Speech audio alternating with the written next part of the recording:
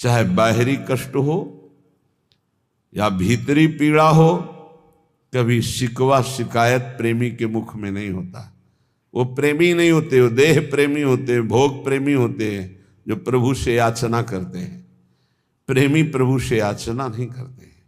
देखो ना, जो जाने ते कहे नहीं सहाय। सहना भी कई प्रकार का होता है। एक होता है आप ईश्वर हो, आप जैसा सहाओगे सहना पड़ेगा। एक तो ये सहना है। इसके पहले सहना है कि हमारे कर्म हैं, उनका भोग भोग रहे हैं। दूसरा है कि हमारे कर्म कैसे हो सकते हैं, अब तो हम आपके शरणागत हैं, पर आपका विधान है, अब जैसा सहाना है तो आपको सहाओ। अब ईश्वर हो, आपके ऊपर तो कोई बस है नहीं। एक ये सहना है और एक ये सहना है कि प्यारे, आपने जो विधान किया है बहुत मंगल में किया है, आपकी जय हो, आपकी जय हो, तेरा किया मीठा लागे। ये बहुत बड़ी बात है, बहुत बड़ी। ये प्रेमी हृदय बोल, तेरा किया मीठा लागे। आपका ये विधान है ना, तो मुझे करोड़ों सुखों से बढ़कर भी वो दुख प्यारा है जिसमें आपका विधान है। करोड़ों प्रकार की स्वस्थता से भी मुझे वो अस्वस्थता प्रिय है जिसमें आपकी स्मृति, आपका विधान है। वो शीतलता हमारे किसी कार्य की नहीं जिसमें आपका विस्मरण हो जाए, हमारे हृदय में दाह पैदा हो जाए। वो दाह हमारे लिए कोटि शीतलता से बढ़कर है जिसमें आपकी याद, आपकी स्मृति, आपका विधान दिखाई दे। सहाय सराह सराहे, सुना था कल महामहिम पूज्य श्री अर्जुन देव जी की वाणी।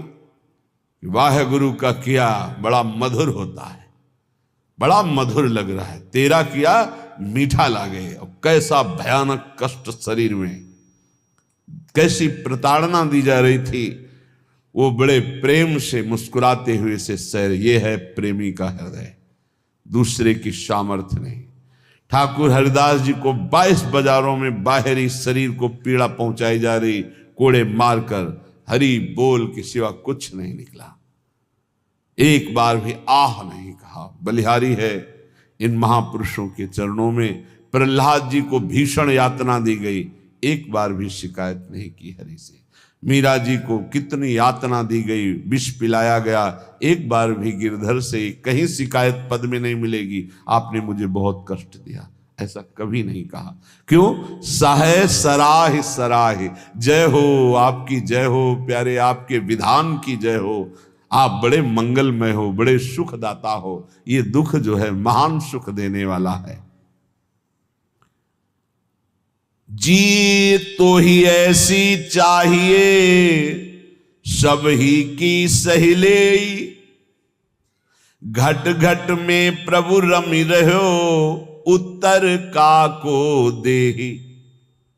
ऐ भक्त हृदय, प्रेमी हृदय, तुझे ऐसा चाहिए कि तुझे सबकी सह लेना चाहिए।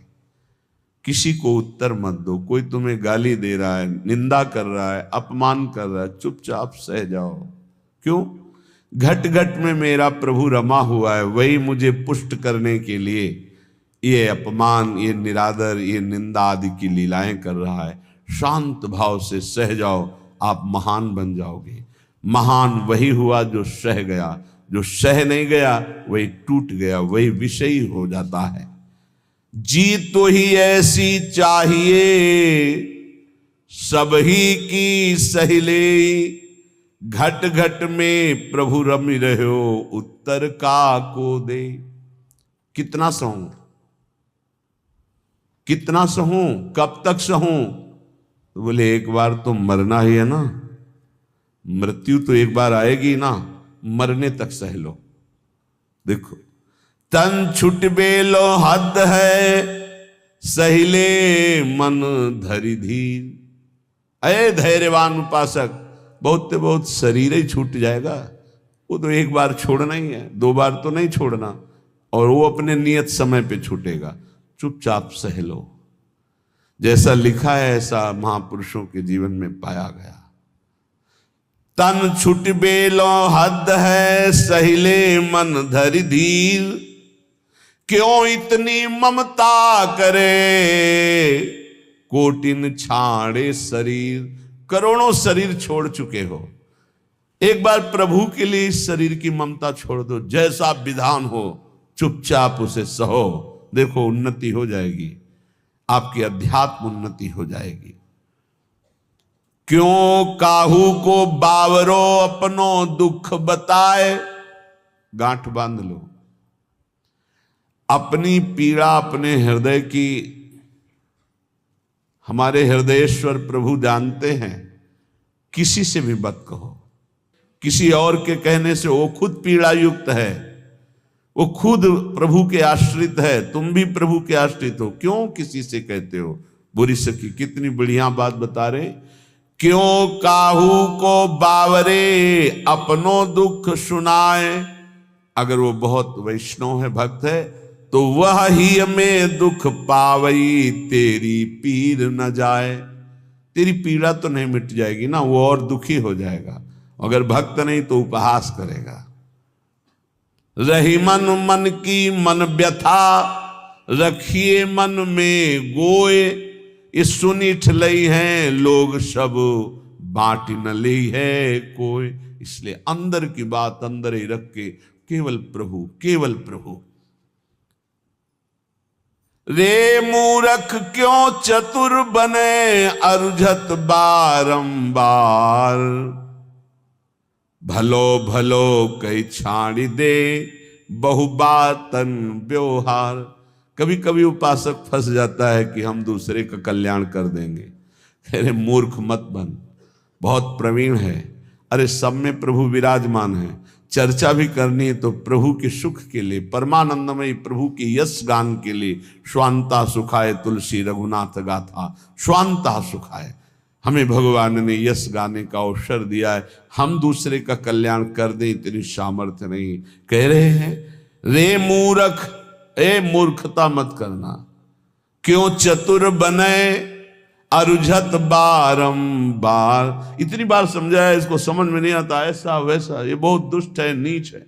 भूल गए कि सामने शिष्य का नाटक करने वाला सिर्फ भगवान ही है, दूसरा कोई नहीं है।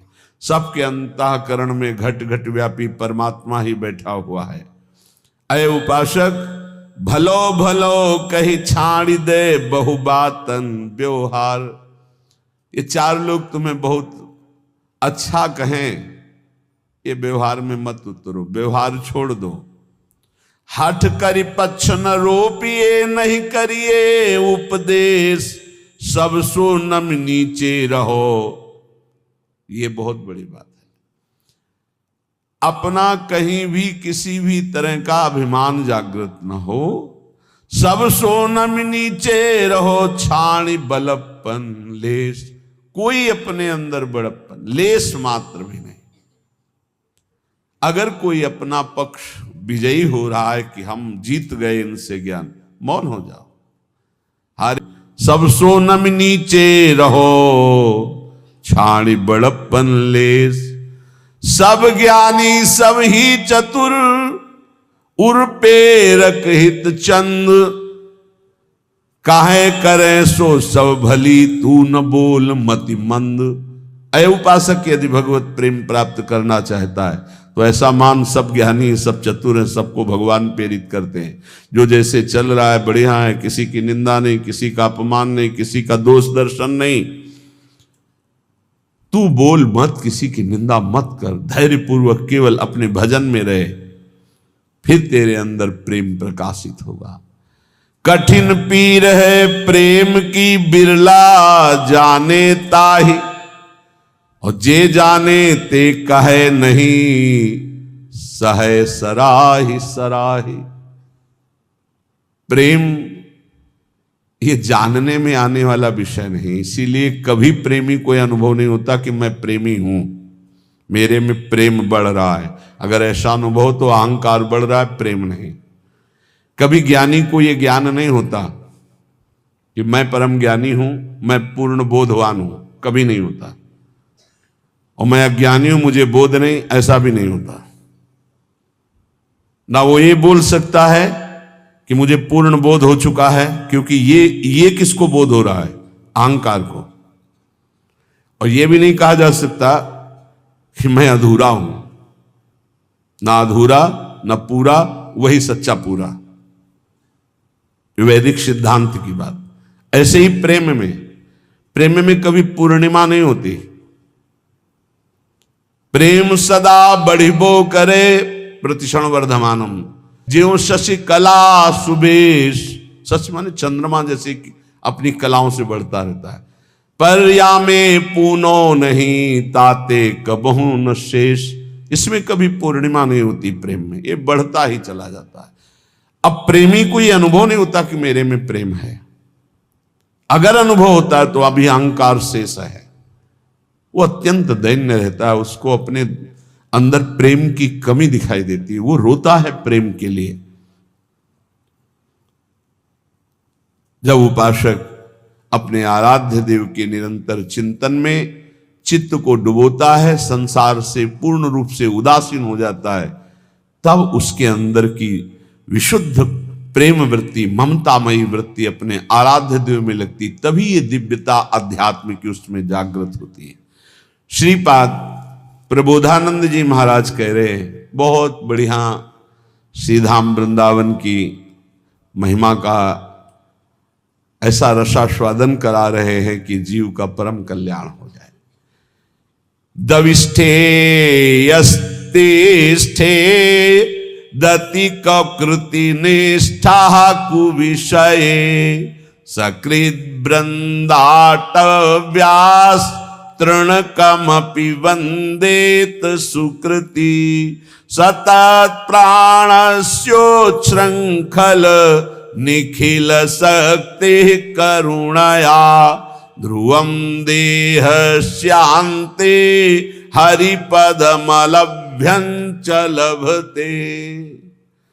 ध्रुवम सत्य, देह शांति, शरीर पूरा होने के बाद हरिपद मलभ्यंच लभते, अलभ्य लाभ हरिपद परम पद की उसे प्राप्ति होती शरीर छूटने के बाद। किसको? बोले दविष्ठे यस्तिष्ठे दति कुकृति निष्ठा कुविषय। कुकृति निष्ठा, गंदे आचरण करने वाला निष्ठापूर्वक, मतलब महापापी। कुविषय, गंदी बातों में, गंदे विषयों में जिसकी निष्ठापूर्वक पाप रति है, वो तो वृंदावनवासी होगा। बोले नहीं, दविष्ठे यस्तिष्ठे, दविष्ठ दूर देश में रहने वाला, घोर पापाचरण करने वाला, कुकृति निष्ठा, निष्ठापूर्वक कुकृति गंदा आचरण करने वाला। जैसे इस समय आराधना, इस समय आराधना, उसका जीवन ही ऐसा है, गंदे आचरणों का निष्ठापूर्वक आचरण करना, मतलब महापापी। दूर देश में रहता है, महापापाचरण करता है, पर संयोगवशात सुकृति जनों के संग में वो एक बार वृंदावन आ गया। संयोगवशात उसकी दोस्ती किसी ऐसे से हो गई, चलो यार एक बार वृंदावन चलो। नहीं, हमें कोई मत, हमारे साथ चलो, पैसा हम लगाएंगे, आपको खवाएंगे पियाएंगे, घुमा के ले आएंगे, यार चलो ना। अब वो चल पड़ा। सुकृति, किसी पुण्यवान के प्रभाव से वो वृंदावन आ गया। उसकी कोई रुचि नहीं, कोई श्रद्धा नहीं, कोई निष्ठा नहीं। सकृत एक बार वृंदाटव्यास तृणकमपि वंदेत सुकृति। अब उसने चलो बिहारी जी के दर्शन कर आवे, अब उसके साथ गया। जैसे यहां कई ऐसे दर्शन में आते हैं सुबह कि वो स्वयं नहीं आए, उनकी कोई श्रद्धा नहीं, उनको लाया गया है। जैसे किसी श्रद्धालु गृहस्थ की गाड़ी का वो ड्राइवर है, या कोई ऐसे घर का कोई सदस्य है, सब चल रहे हैं, तू भी चल, तो उसकी चेष्टा दिखाई देती है कि ये श्रद्धा से नहीं आया, इसे जबरदस्ती लाया गया है। वो खड़ा है, ऐसे देख रहा है, दृष्टि गई, उसकी ये मुद्रा और उसके देखने का तरीका बता रहा है कि वो श्रद्धा से संत दर्शन के लिए नहीं आया, क्योंकि हजारों हृदयों में जो उल्लास दिखाई देता है, राधा राधा नाच रहे, रो रहे, उत्साहित हो रहे, उसमें कोई फर्क नहीं।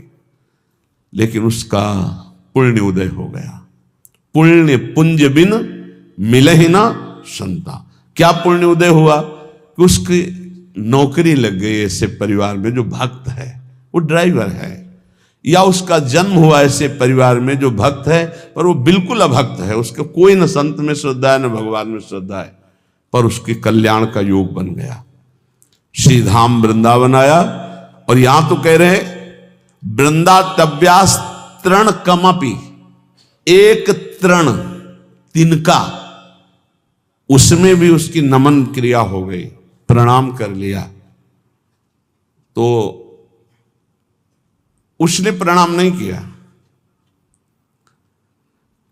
कईयों को देखा कि जब दृष्टि में दृष्टि मिला के तुमको अपने आप ऐसे वो यंत्रवत ऐसे होना पड़ेगा तुम्हें, और जिनकी उपेक्षा कर दी गई, मंगल ही होगा तुम्हारा। आए हो किसी भी भाव से खड़े हो, तुम्हारा मंगल ही होगा। अब यहां से अमोघस्य, अब उनके जीवन का उत्थान शुरू हो गया।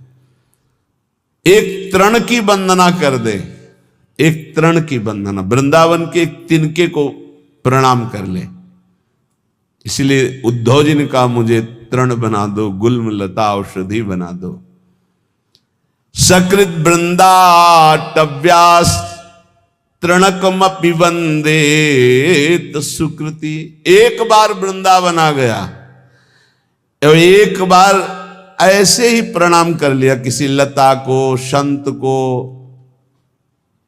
बिहारी जी के दर्शन कर ऐसे ही कर लिया, ऐसे। वो बड़े कृपालु है, कृपा समुद्र है। तुम खड़े तो हो ना, इतना ही काफी है। तुम क्या देखने के लिए खड़े हो ये हम नहीं देख रहे हैं, तुम खड़े हो, आकर खड़े हो। दरबार में आ गए श्री जी के, और किसी भी भाव से आए तो तुम्हारे भाव का प्रभाव नहीं। यहां सत्तारणीकृत स्वभाव उनके स्वभाव का, तुम्हारे भाव का नहीं। वृंदावन प्रभाव सुन अपनो ही गुण देत, अपना प्रभाव करेगा वृंदावन। ये अगर इस श्लोक सुनने को मिल जाए तो हमारी प्रार्थना है, जहां जहां तक कान में शब्द जाए। यहां जो बैठे हैं उनके तो भाग्य की क्या सराहना, लेकिन जिन्होंने कभी वृंदावन दर्शन नहीं किया, एक बार जरूर आ जाना, एक बार जरूर दर्शन कर जाना प्रभु के। इस धाम में एक बार जरूर घूम जाना, यहाँ की हवा लग जाए तो तुम्हारी संसार की हवा जितनी है वो तुम्हारी दुर्गति नहीं कर पाएगी। ये श्लोक मतलब अहोभाग्य जो महापुरुषों ने धाम की ऐसी महिमा को देखा और वर्णन किया। कह रहे दविष्ठे बाहर दूर देश में रहता है, यस्तिष्ठे दति कुकृत निष्ठा कुविषये, गंदे आचरणों की निष्ठा पूर्वक पापाचरण करता है। और सकृत एक बार किसी सुकृति जन के संग वृंदावन आ गया और वंदे तृणकमपि, एक तृण की, लता की, बिहारी जू की, संत की, ब्रज किसी की भी वंदना कर दी, प्रणाम कर दिया, तो बोले सतत प्राणस्योच्छृंखल निखिल सकते करुणया ध्रुवम देहस्यांते हरिपदमलभ्यंच लभते। जिनका वृंदावन है वो बहुत करुणामयी है, और अखिल शक्ति संपन्न भगवान उनके चरणों में झुके हुए हैं। हमारी लाडली जू बोले वो अपनी कृपा करती हैं इस धाम में आने वाले के ऊपर।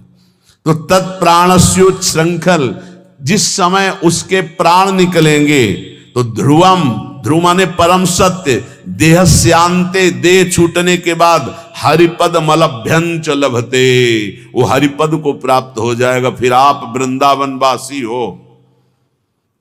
तभी हम कई बार कहा है कि अगर 100-200 बार मोक्ष मुक्ति होती तो आराम से हो जाती, अपने पास इतनी रकम है नहीं।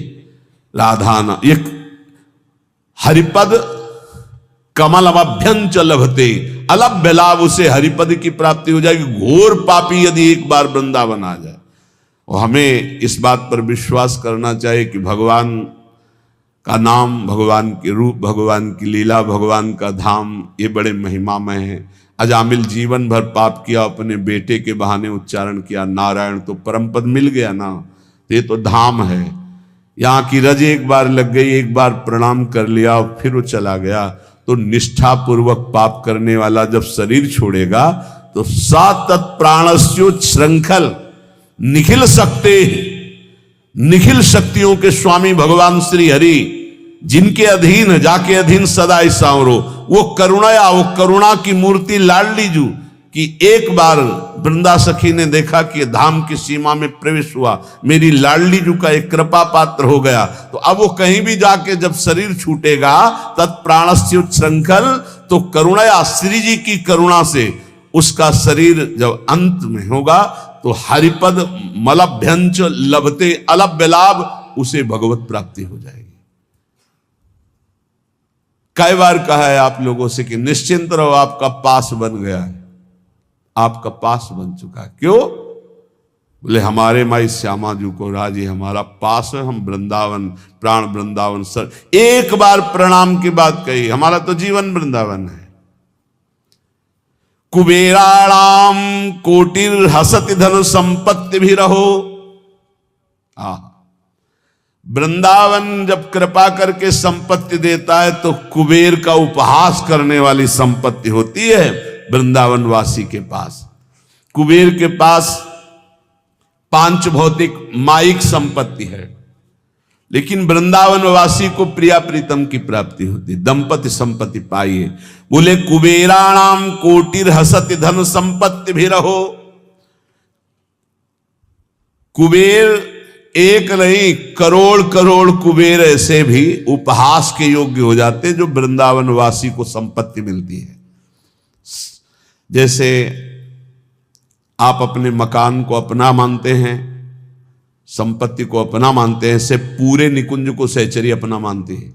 उसके प्रिया प्रीतम, उसका संपूर्ण निकुंज, संपूर्ण वैभव उसी का।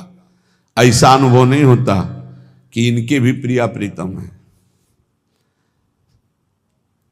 अब वो अंतर की बात शायद पकड़ पाओ कि ना पकड़ पाओ। एक ही मन है निकुंज में, दूसरा नहीं है, एक ही मन है। अनंत सहचरियां एक मन, एक ही वृत्ति है।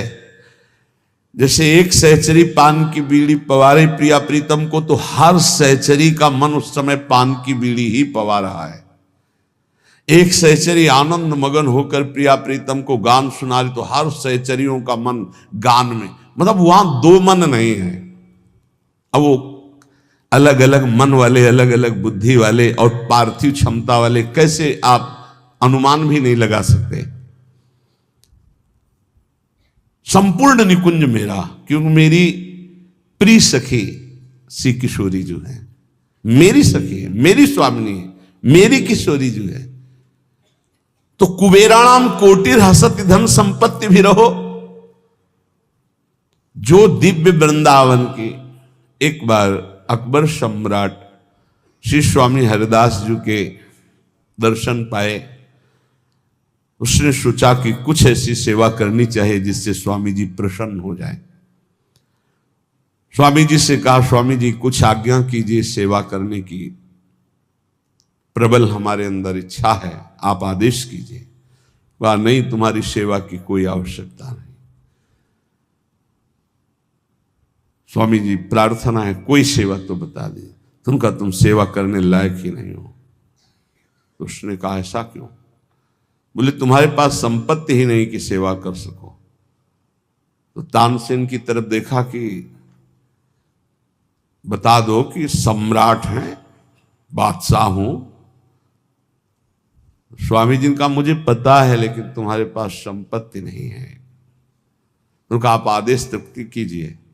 तो उनका लिवा जाओ, इनको केसी घाट की एक सीढ़ी टूटी हुई है, उसको बनवा दो। एक सीढ़ी? बोले जाओ तो तुम। जब वहां गए तो दिव्य रत्नों से जटित यमुना की वो सीढ़ी लौट के आए, चरणों में गिरे, बोले नहीं है, हमारे खजाने में रत्न ही नहीं है जिस रत्न की दिव्य वृंदावन की झांकी करा दे।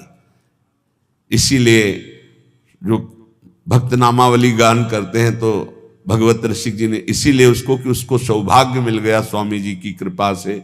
स्वामी श्री हरिदास जी का दर्शन और उनकी कृपा से दिव्य वृंदावन की झांकी, क्योंकि ललिता जी के साक्षात स्वरूप हैं।